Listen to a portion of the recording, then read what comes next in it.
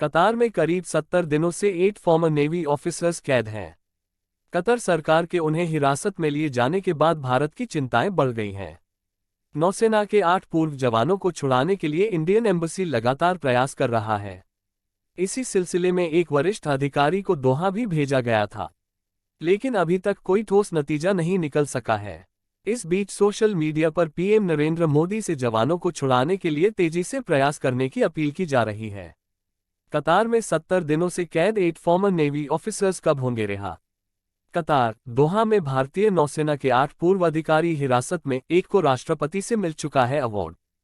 Farmer navy officers in custody. कतरी एमिरी नौसेना कैटारी एमिरी navy को प्रशिक्षण और अन्य सेवाएं प्रदान करने वाली कंपनी के साथ कतर में काम कर रहे 8 पूर्व भारतीय नौसेना अधिकारी हिरासत में हैं। सूत्रों के मुताबिक दोहा में भारतीय दूतावास को घटना की जानकारी है। इस घटना को मंगलवार 25 अक्टूबर को मीतू भार्गव के एक ट्वीट ने उजागर किया। उन्होंने ट्वीट कर लिखा, सभी दोहा में 57 दिनों से अवैध हिरासत में हैं।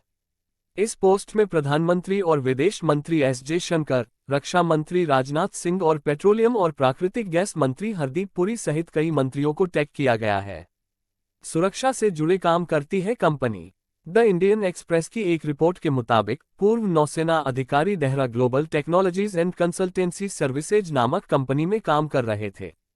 यह कंपनी खुद को कतर रक्षा, सुरक्षा और अन्य सरकारी एजेंसियों के स्थानीय व्यापार भागीदार और रक्षा उपकरण संचालन और रखरखाव संबंधी प्रमुख दक्षताओं के रूप में वर्णित करती है।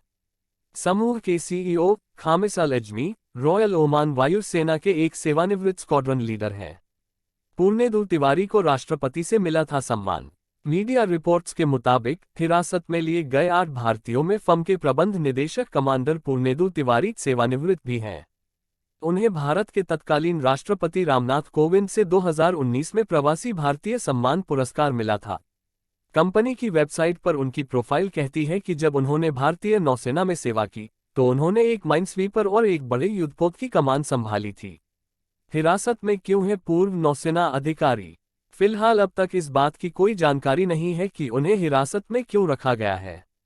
द इंडियन एक्सप्रेस के मुताबिक इस महीने की शुरुआत में दोहा में भारतीय मिशन के अधिकारियों ने नौसेना के पूर्व अधिकारियों को कांसुलर विजिट की अनुमति दी थी। वहीं इस पूरे मामले में विदेश मंत्रालय के प्रवक्ता अरिंदम बागची की ओर से कुछ नहीं कहा गया है। इंडियन एक्सप्रेस के अनुसार कंपनी की वेबसाइट पर दिए गए नंबरों पर कॉल किया गया तो सामने से कोई उत्तर नहीं मिला। 3 नवंबर को अपनी प्रेस कॉन्फ्रेंस में विदेश मंत्रालय ने कहा था कि वहां का भारतीय दूतावास हिरासत में लिए गए नागरिकों की शीघ्र रिहाई और स्वदेश वापसी के लिए हर संभव प्रयास कर रहा है।